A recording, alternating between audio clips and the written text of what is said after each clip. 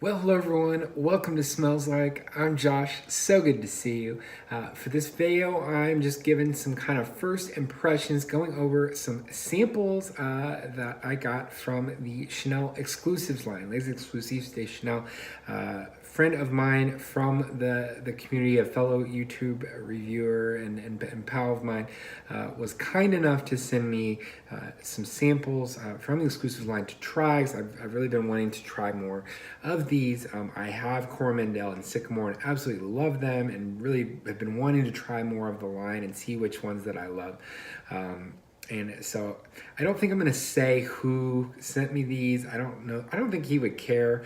But I also don't want a bunch of people to start messaging him and want him to send them, I don't know, free samples too or something. I don't know. But you know who you are. Thank you so much. This is somebody that I've really learned a lot. You'll probably be able to guess who it is, because I've learned so much about Chanel from his channel. I've learned so much about Guerlain. I've learned so much about Hermes, and so really grateful for him and his channel. But let's just jump right into these. I'll try to go just kind of quickly through just my thoughts on them. I guess there's nothing really to see since they all are the same. I'll just show you the samples. Les Exclusifs de Chanel, and then on the back it says the name of the fragrance right there. I don't think it says Misia. And these are all eau de parfum. So the current line of Exclusifs are all eau de parfum. Formerly they were eau de toilettes. They redid them all, I think, in 2016, and now they're all eau de parfums. Anyway, start with Misia. Misia was named after, or it is named after one of Coco Chanel's friends, Misia Sert. She was an entertainer, a singer, an actress, I believe, like in 1920s Paris, said to be a muse for different people, so an attractive, beautiful woman, an intriguing type of woman. And so Misia kind of dedicated to her. It's based around this kind of cosmetic iris thing and kind of a powdery iris. It also has some soft violet and then like some peach, some raspberry, some kind of fruity aspects that sweeten it up a little bit. Really a gorgeous fragrance. It is on the powdery side. It's meant to evoke like the backstage of a theater, like a dressing room or something like that. You know, flowers on the table and the makeup and the perfume in the air and just the sweet, kind of sweet smells and that cosmetic makeup smell. A lot of these have this kind of cosmetic iris makeup thing. It's definitely a theme that gets repeated in quite a few of these. This one really done in a very in a pretty way. I think this could be, you know, really a pretty fragrance on certain women. But I also think it doesn't go so pretty that a guy couldn't pull it off. For me personally, though, this isn't one that I see myself pulling the trigger on, although I do really appreciate what it is. Next, we have 31 Rue Cambon. So that is the address in Paris of the original Chanel boutique, I believe. And this one is meant to be like it's just supposed to, I think it's supposed to represent couture. It's supposed to represent, you know, high fashion. And it too is based around this kind of, has this kind of cosmetic makeup-y smell that's at the forefront, but it's also based around this kind of slightly dirty patchouli that really gives this thing some character. The patchouli, of course, reminds me a little bit of Coromandel, almost like this could be like a, I don't know, a distant relative maybe of Coromandel. But 31 Rue Cambon definitely goes more on like the sultry night out type of feel, with some of the florals in it. I think like a kind of like a yellowy ylang ylang is in there, unless I'm confusing this with another one. I don't think I am. I think it's like patchouli and ylang ylang and this kind of cosmetic-y iris. It really is a beautiful perfume. Again, this is one that I think I could see on the right woman absolutely loving this fragrance. I think this could work on guys as well, on the right guy and in the right situation. But another one that I don't know that it's quite like what I, you know, would want to wear in terms of getting a bottle, although it did develop beautifully on my skin. I have to be honest, it's a gorgeous perfume to smell in the air around you. You know, really kind of a sexy night out type of fragrance. Next, we have number 18. So number 18 kind of reminds me a little bit of Misia, because it's based around, again, this kind of cosmetic-y iris, but number 18 takes away some of the floral aspects, although I do think there are still some florals in here. It takes away kind of the fruity sweetness. It's a little bit less cosmetic-y. It just more is like an iris type of accord. So this has this kind of cosmetic iris with ambrette seed. And the iris ambrette seed combo kind of reminds me of Dior Homme Parfum a little bit. I didn't really know what ambrette smelled like necessarily, but apparently I love ambrette because I love Dior Homme Parfum, and that same note I noticed is in number 18. This one, definitely one that I'm thinking I may have to get a bottle of. I really fell in love with number 18. That ambrette and the iris are just done in such a way, it really is gorgeous and really worked on my skin, and I could see being a really great spring and summer perfume. Next, we have the other one that I am kind of thinking I may need to get a bottle of. This one is La Pausa. So La Pausa is meant to represent, I believe, Coco Chanel's summer vacation getaway, like her summer home or something like that. La Pausa, the pause, the retreat, the time off, vacation. It has that kind of, it's supposed to evoke that feeling.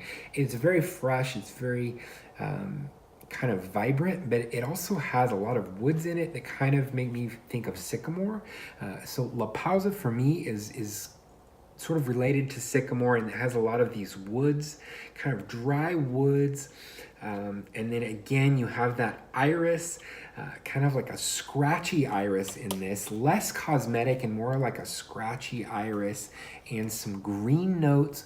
Really kind of reminds me in the same vein as sycamore or fragrances like Encre Noir. Kind of doesn't have vetiver in it though, so it's kind of like take the vetiver out of those type of fragrances. Kind of these woods, kind of mysterious woods, dry woods, and iris, and some green notes. Really a gorgeous perfume, and again would be a perfect spring perfume. So that's La Pausa. That's the other one aside from number 18 that I really think I really might need to get a bottle of. Next, let's talk about a new addition to the Exclusives, or a newer release from the Exclusives, and this one is Boy. So Boy got a lot of attention when it came out fairly recently. It also, I believe they also had a makeup line that came out with it, and it was meant to, I think there was their first try at trying to sell makeup to men, like a line that was sort of geared towards men, makeup for men to wear, and this fragrance, I believe, was supposed to go with it. This is very much your barbershop aromatic fougere. It's got a lot of lavender. It's got the sort of the green kind of mossy feel, that kind of shaving foam, shaving cream kind of feel, kind of like Platinum Egoise, just because of that lavender and that kind of shaving foam vibe. I think a little better than Platinum Egoise, kind of just an elevated modern version that still draws from the classic aspects of a fougere fragrance. This is one I need to get to know a little bit more. It doesn't absolutely wow me, but I could get there with it. I think I could see getting there with it eventually, but one that I want to give a little bit more attention before I'm sold on it. The last two then, these are two of the classics, from the original line that Chanel released. The first one I talk about is Cuir de Russie, Russian leather. This very much is kind of a dirty, like smoky, dirty leather. It's got some florals, it's got some darkness, it's got some grit to it. This is kind of a sultry, a little bit dirty type of fragrance. Apparently it was meant for women who smoked cigarettes, because that was kind of a taboo you know, at the time. So, you know, women that were familiar with a night out on the town and, you know, doing their thing. I think it was part of like the flapper age, smoking cigarettes and drinking, going to prohibition speakeasies and all that kind of stuff. Kind of rough around the edges type of ladies, I think is kind of what this was made for.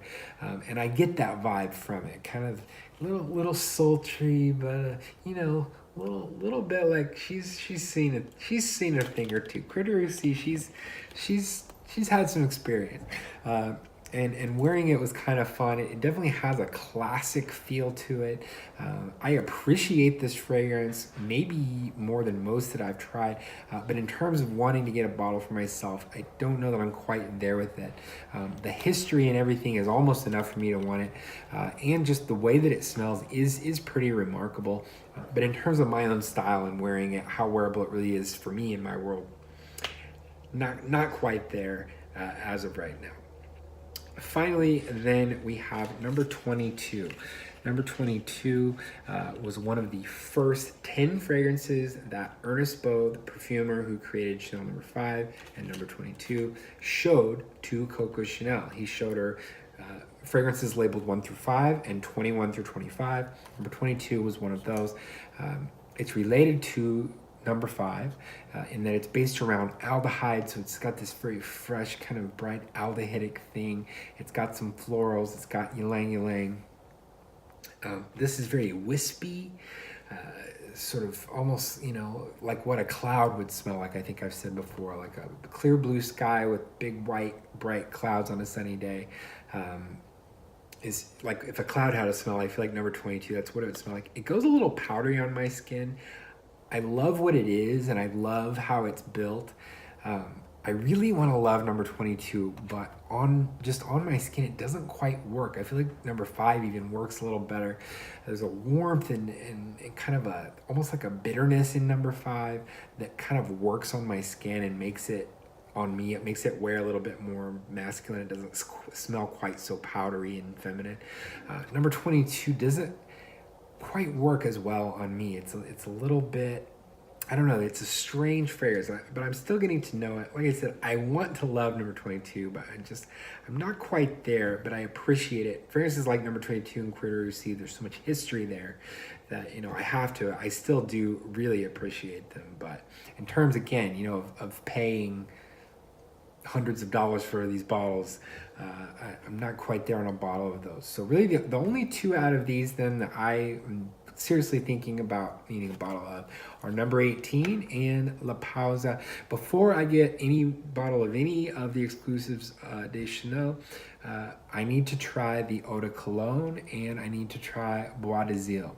I love Egoist, and apparently Bois de Zile is sort of related to Egoist, was, you know, kind of Egoist was based on Bois de Zile a little bit, kind of a woodsy sandalwood fragrance.